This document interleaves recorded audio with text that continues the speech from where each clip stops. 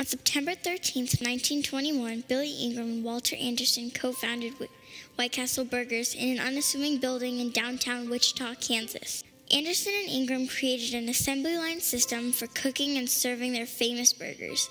Little did they know that their popular restaurant would change the way Americans ate food for generations to come. Anderson was highly innovative as he was credited for creating the bun and also setting up the company's centralized infrastructure. White Castle Burger was marketed to the middle class of America. The company's strength would emphasize cleanliness, great service, and a promise that every restaurant would serve the same quality miniature burgers. In 1933, Billy Ingram bought out Walter Anderson's share and took complete control of the company. World War II would cause White Castle severe problems. The government began rationing sugar and beef.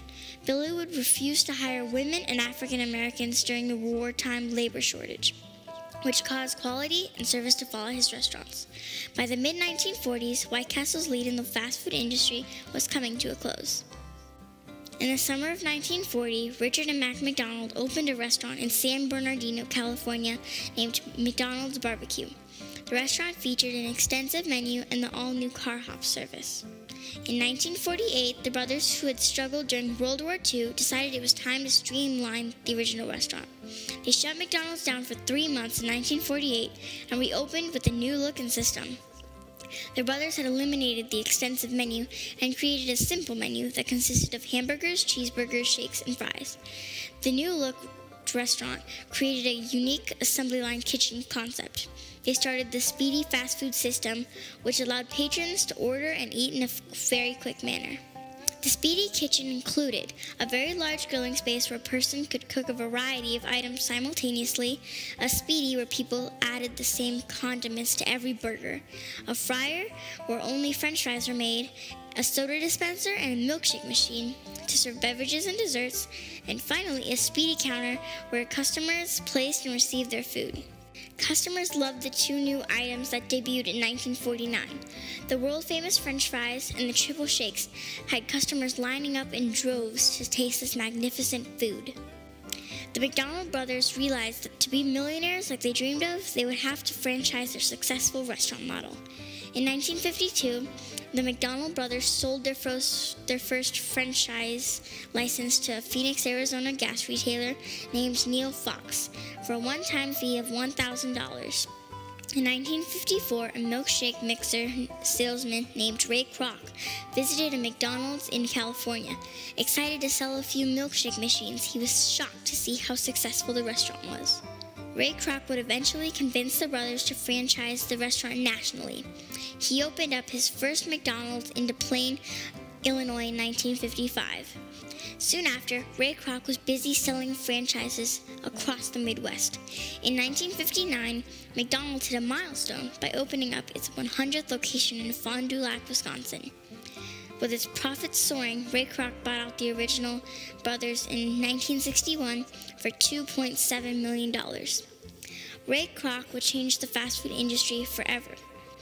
After Ray Kroc bought out the brothers, he started Hamburger University, which would allow future franchisees to learn the core value of the McDonald's system.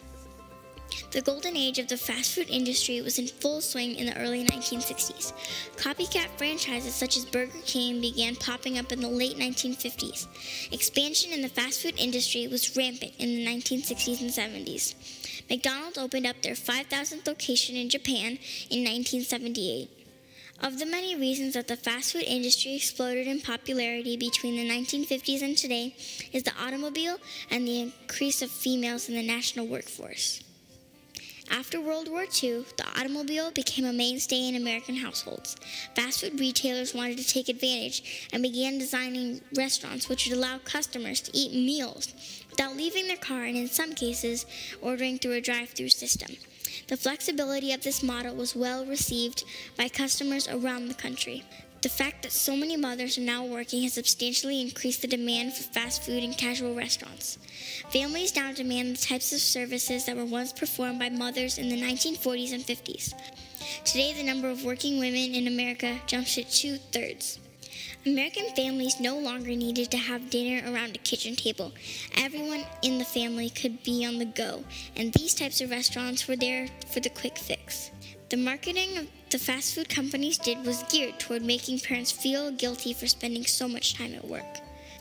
Today, the fast food industry feeds 25% of the nation daily, approximately 77 million Americans. Companies such as McDonald's and Taco Bell are producing record profits for investors. McDonald's serves about 68 million customers daily in 122 countries. In 1972, we spent $3 billion a year on fast food.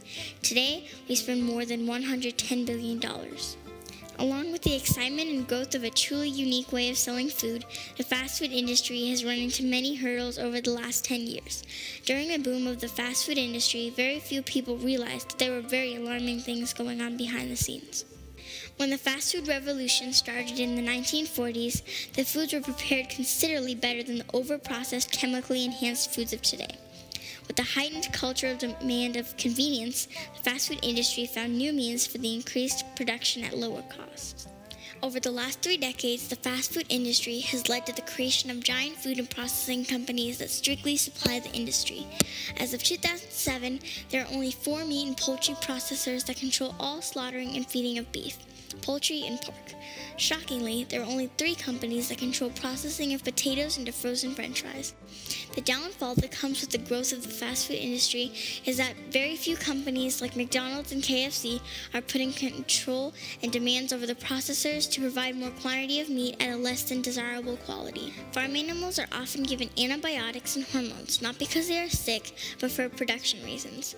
In fact, according to the Union of Concerned Scientists, 70% of the antibiotics and related drugs in the United States are fed to healthy pigs, cows, and chickens to boost growth and prevent disease.